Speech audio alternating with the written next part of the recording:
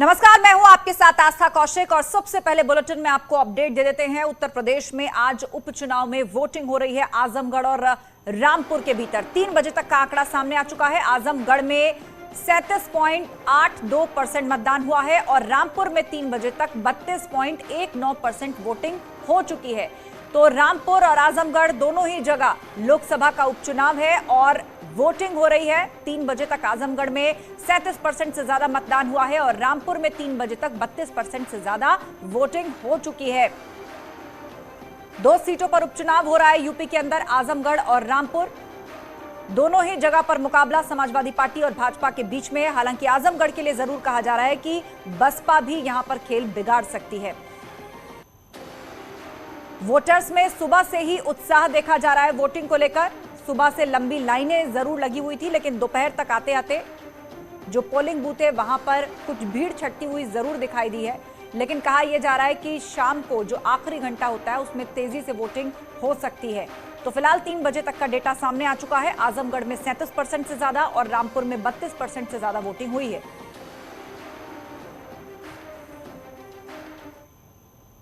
उधर रामपुर में वोटिंग से लोगों को रोके जाने के आरोप पर जिलाधिकारी रविंद्र कुमार ने कहा है कि ऐसा कुछ भी नहीं है, वोटिंग प्रक्रिया सुचारू रूप से चल रही है।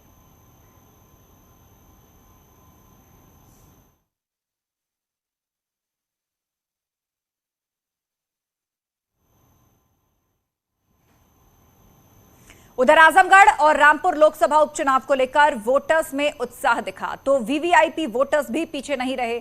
सुबह 9 बजे से ही पहले कई वीवीआईपी वोटर्स ने अपने मत का प्रयोग किया। तो मुख्तार अब्बास नकवी वोट डालने के लिए पहुंचे। आजमगढ़ और रामपुर में लोकसभा का उपचुनाव है, तो ऐसे में क्या आम क्या खास सभी अपने मताधिकार का इस्तेमाल करते हुए काफी उत्साहित नजर आए। वीवीआईपी वोटर्स भी पीछे नहीं रहे, हालांकि उन्होंने अपना वोट सुबह 9 बजे से पहले ही कास्ट कर दिया था। फिलहाल मुख्तार अब्बास नकवी की तस्वीर आप देख रहे हैं जब वो वोट डाल करके बाहर निकले। और फिलहाल 3 तस्वीरें आप देख रहे हैं। केंद्रीय मंत्री मुख्तार अब्बास नकवी ने वोट डाला। खेलारापुर केंद्र पर घनश्याम लोधी जो कि भाजपा के प्रत्याशी हैं रामपुर से, वो वोट डालने पहुंचे।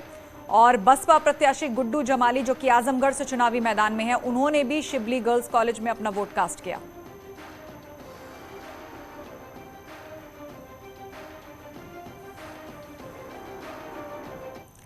तो आजमगढ़ से बीजेपी के उम्मीदवार दिनेश लाल यादव निरहुआ ने कहा कि एसपी का MY समीकरण अब टूट चुका है और इस उपचुनाव को देश को बड़ा संकेत जाएगा। उन्होंने यह भी आरोप लगाया कि जीतने के बाद अखिलेश ने इस इलाके के लिए कुछ नहीं किया और इसीलिए वो यहां प्रचार करने नहीं आए हैं। उन्होंने यह भी आरोप लगाया कि समाजवादी पार्टी ने यहां के लोगों के भरोसे को बार बार तोड़ा है। किस तरह का माहौल देखने को मिल रहा है, कितनी बड़ी चुनौती देख रहे हैं? कोई चुनौती नहीं है और बहुत अच्छा माहौल है। और आजमगढ़ के उपचुनाव में पूरे देश में एक नया संदेश जाने वाला है। जिस MY फैक्टर की बात करते थे विपक्ष वाले, वो MY फैक्टर भी टूट चुका है और हमारे जितने मुसलमान भाई हैं, जो यादव भाई हैं, वो भी कमल के निशान को दबा रहे हैं और भारतीय जनता पार्टी पे अपना भरोसा जता रहे हैं। तो ये इसी उपचुनाव से पूरे देश में एक बड़ा संदेश जाने वाला है। ये कहा जाता है कि जो यहाँ का जातीय समीकरण है वो अखिलेश यादव के पक्ष में है और यही कारण है कि समाजवादी पार्टी के नेता यहाँ से जीतते रहे हैं। लेकिन बसपा का ये कहना है कि अखिलेश यादव डर गए हैं और यही कारण है कि वो इस बार आजमगढ़ में नहीं है। आप क्या कहें?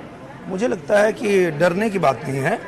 यहाँ उनके ना आने का कारण सिर्फ इतना था कि आजमगढ़ की जनता ने उन पर भरोसा करके उनको चुना था, पर वो आजमगढ़ के लिए कुछ किए नहीं, वहाँ यहाँ आए नहीं। तो अब चुनाव में क्या मुँह लेके आएंगे? हम लोग हार गए। हारने के बाद भी 2019 से लेके अभी तक आजमगढ़ के 5 विधानसभा की जितनी समस्या थी, एक एक समस्या को हम लोगों ने मुख्यमंत्री जी तक पहुंचाया, संबंधित अधिकारियों तक पहुंचाया। अगर बात करें तो धर्मेंद्र यादव कह रहे हैं कि भारतीय जनता पार्टी की भले ही केंद्र और यूपी में सरकार हो, लेकिन उसका कोई असर नहीं होगा। ये सपा का गढ़ है, सपा ही जीतेगी।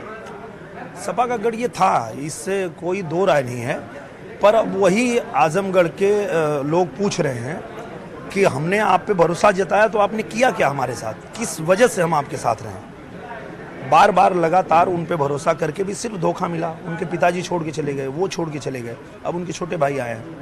तो आजमगढ़ की जनता ये उनसे पूछ रही है और हमसे भी यही बात कर रही थी कि हम लोगों ने बहुत भरोसा किया, पर ये लोग जीतते हैं, भाग जाते हैं, कुछ करते नहीं हैं। तो अब जो है यहाँ कोई ऐसा मुद्दा नहीं चलेगा।